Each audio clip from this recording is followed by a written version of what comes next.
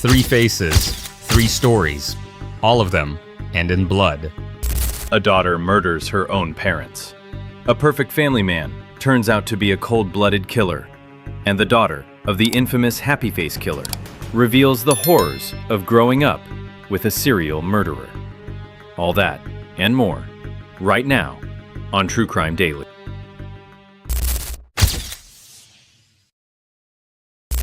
Melissa Moore grew up believing her childhood was picture perfect. Raised in Washington State during the 1980s, she had a loving stay-at-home mother and a father who worked as a long-haul truck driver, often away for weeks, but always returning home with gifts and hugs.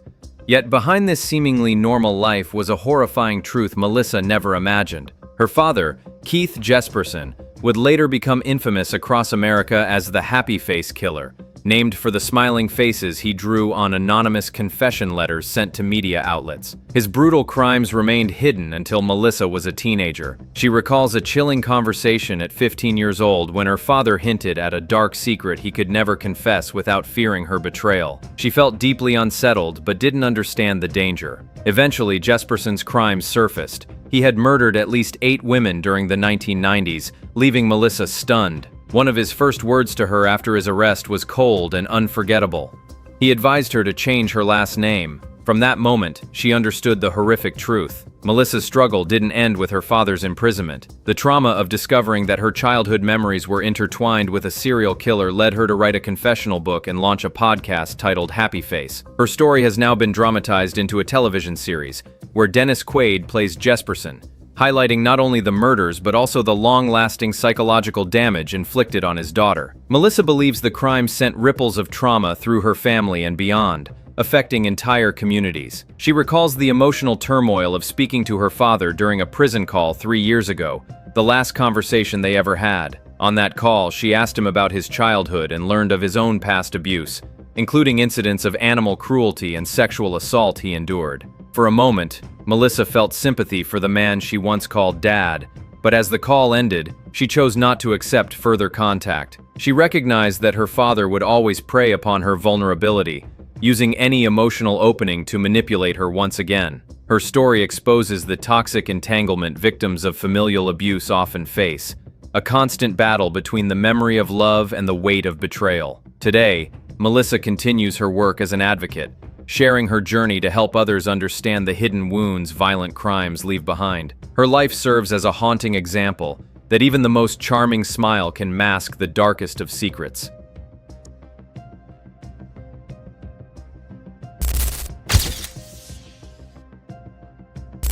In suburban St. Louis, a case both brutal and shocking unfolded when a mother and her 2 young sons were found strangled in their sleep inside their family home. The tragedy was initially perceived as a mysterious home invasion, especially since the father of the family, Christopher Coleman, was a respected former Marine and the personal bodyguard of world-famous televangelist Joyce Meyer. Prior to the murders, Coleman reported receiving death threats, warning that his family would be killed if Meyer didn't stop preaching. Investigators, at first, considered these threats credible as they seemed targeted at the preacher's close circle. However, evidence soon shifted the focus. On the morning of the murders, Christopher left for the gym, claiming his family was alive and well when he departed around 5:45 in the morning. Surveillance footage confirmed his departure time, yet autopsy results revealed that his wife and sons had been killed hours earlier, around 3 o'clock, their bodies already cold and stiff when discovered. Inside the house, police found walls and even the victims' beds spray-painted with red paint, mimicking a gruesome crime scene reminiscent of the infamous Manson family.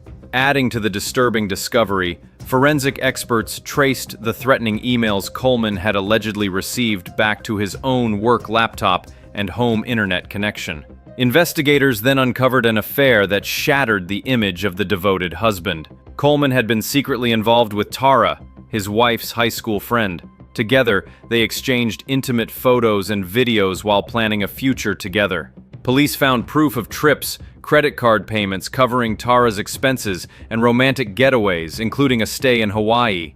When questioned, Christopher initially denied the affair, but evidence against him was overwhelming. Detectives also found a receipt showing Coleman had purchased the exact type of red spray paint used in the crime scene just 3 months prior to the murders. As the investigation progressed, his lies unraveled. In interviews, he showed little genuine concern for his murdered family, failing to ask basic questions about the manner of their deaths. Scratches on his arms, inconsistent stories, and mounting physical evidence led to his arrest. Eventually, Coleman was charged with the murders of his wife and 2 children. In court, prosecutors presented a clear motive: to eliminate his family and start a new life with his mistress. The jury found him guilty, and he was sentenced to 3 consecutive life terms in prison without the possibility of parole. His subsequent appeals were denied, sealing his fate behind bars. This case, combining betrayal, premeditated violence, and a staged crime scene, left even seasoned investigators shocked. It serves as a grim reminder that the darkest secrets often hide behind the most perfect facades.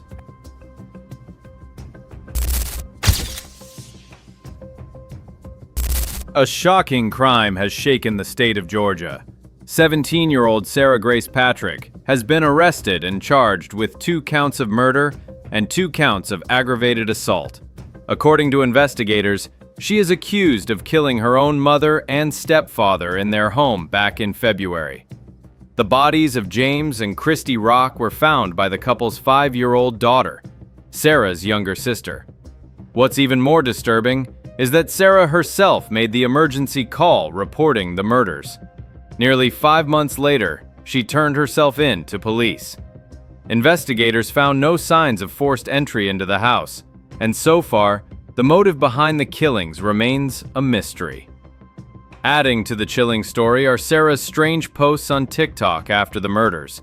Phrases like, "I'm here now," appeared on her account, sparking debates online. Was she trying to manipulate public opinion, or were these posts a subtle cry for help? Experts are analyzing the teenager's behavior.